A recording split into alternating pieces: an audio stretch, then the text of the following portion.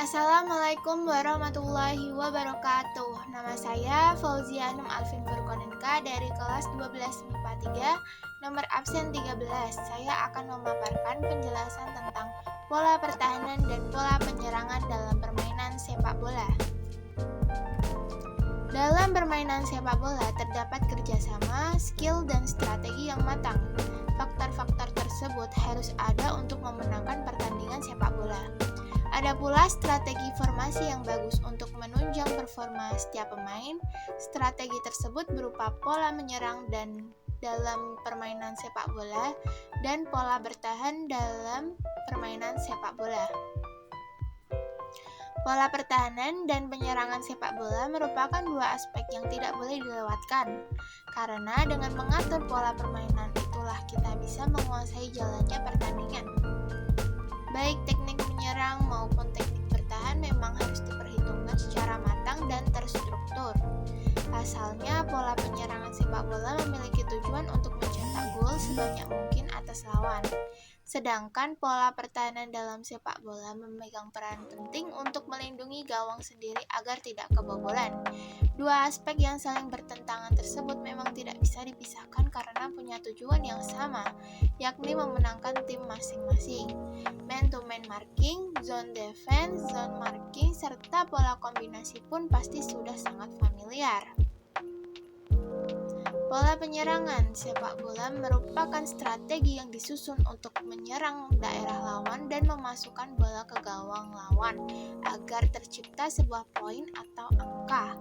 Pola penyerangan ini memiliki tujuan agar terjadi sebuah gol dalam jumlah yang banyak sehingga permainan sepak bola dapat dimenangkan. Pola penyerangan dalam permainan sepak bola akan berjalan dengan baik apabila daya tahan maupun stamina setiap pemain kuat. Tidak hanya itu saja, ada pula faktor penunjang lain seperti penguasaan teknik, teknik pengontrolan bola, dan kerjasama tim juga ikut mendukung pola penyerangan ini. Pola penyerangan sepak bola harus disusun dengan matang agar lawan mendapatkan tekanan sehingga bola tidak dapat direbut. Jenis-jenis pola penyerangan. Yang pertama, pola gerakan tersusun. Pola penyerangan dalam permainan sepak bola dapat dilakukan dengan gerakan tersusun. Gerakan tersusun merupakan jenis pola penyerangan sepak bola yang disusun menurut posisi pemainnya. Setiap pemain memiliki posisinya masing-masing, sehingga strategi ini dapat disebut free role play. Yang kedua, pola untuk menghadapi pertahanan rapat. Ada banyak pola penyerangan dalam permainan sepak bola yang digunakan untuk menghadapi pertahanan rapat dari lawan. Untuk menghadapinya, kalian dapat mengoper bola panjang secara langsung agar lawan dapat keluar dari pertahanan yang mereka buat. Yang ketiga, pola mencari ruang kosong. Ada pula pola penyerangan dalam permainan sepak bola dengan memanfaatkan ruang kosong yang tersedia. Pola penyerangan sepak bola ini bertujuan untuk melakukan pola operan terobosan agar penyerangan dapat berjalan dengan baik. Formasi dalam pola penyerangan. Yang pertama, tipe formasi penyerangan 4-3-3. Formasi 4-3-3 banyak dipakai oleh para klub sepak bola karena efisiensinya dalam bertahan maupun menyerang. Formasi pola penyerangan sepak bola ini terdiri dari 4 pemain back, 3 pemain gelandang, dan 3 pemain penyerang. Di bagian belakang formasi terdapat 1 pemain yang bertugas sebagai bek kanan, 2 pemain yang bertugas sebagai poros halang, dan 1 pemain yang bertugas sebagai bek kiri. Yang kedua, tipe formasi penyerangan 4-2-4. Selanjutnya terdapat pola penyerangan dalam permainan sepak bola dengan formasi 4-2-4. Formasi pola penyerangan sepak bola ini terdiri dari 4 pemain back, 2 pemain gelandang, dan 4 pemain penyerang. Di bagian belakang formasi terdapat 1 pemain yang bertugas sebagai bek kanan, 2 pemain yang bertugas sebagai poros halang, dan 1 pemain yang bertugas sebagai bek kiri. Pola pertahanan. Pola pertahanan sepak bola merupakan sebuah strategi yang disusun secara matang agar daerah sendiri dapat terjaga dan tidak kebobolan lawan. Pola pertahanan dalam permainan sepak bola bertujuan untuk mempertahankan daerah agar tidak mudah diterobos lawan, menjaga agar gawang tidak kemasukan bola, dan untuk mengambil bola dari pemain lawan. Jenis-jenis pola pertahanan. Yang pertama, pola pertahanan man to man atau 1 lawan 1. Man to man marking atau menandai lalu menghadapi lawan 1 merupakan pola pertahanan sepak bola yang cukup efektif. Pertahanan ini dapat dilancarkan dalam keadaan membawa bola ataupun tidak membawa bola. Pemain lawan yang berada dalam daerah pertahanan harus dijaga dengan ketat. Yang kedua, pola pertahanan area atau zone marking.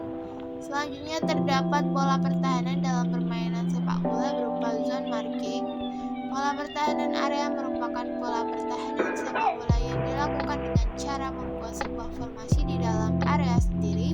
Pola pertahanan ini menggunakan prinsip penunjang agar dapat mempertahankan area sendiri. Yang ketiga, pola pertahanan kombinasi. Ada pula pola pertahanan dalam permainan sepak bola yang memadukan pola man to man dengan pola zone marking. Pola pertahanan sepak bola ini tergolong strategi yang cukup kompleks dan rumit. Strategi ini dilakukan dengan cara pemain menjaga lawan dan tiba-tiba melakukan gerakan pindah tempat. Namun tugas penjagaan tersebut diserahkan kepada pemain yang paling dekat dengannya. Formasi pertahanan. Yang pertama, formasi pertahanan 4-3-3. Pola pertahanan dalam permainan sepak bola terdapat formasi 4-3-3.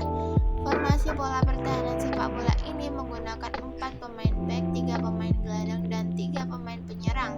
Di bagian belakang formasi terdapat 1 pemain yang bertugas sebagai bek kanan, 2 pemain yang bertugas sebagai poros halang, dan 1 pemain yang bertugas sebagai bek kiri.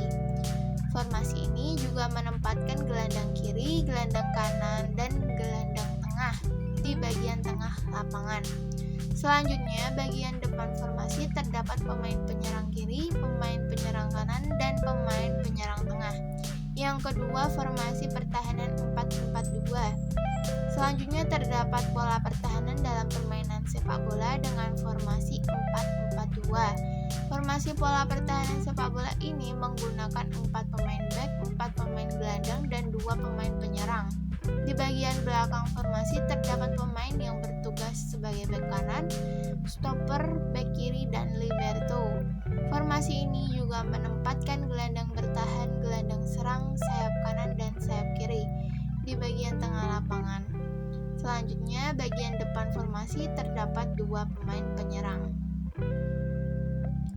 Cukup sekian penjelasan dari saya, semoga bermanfaat. Wassalamualaikum warahmatullahi wabarakatuh.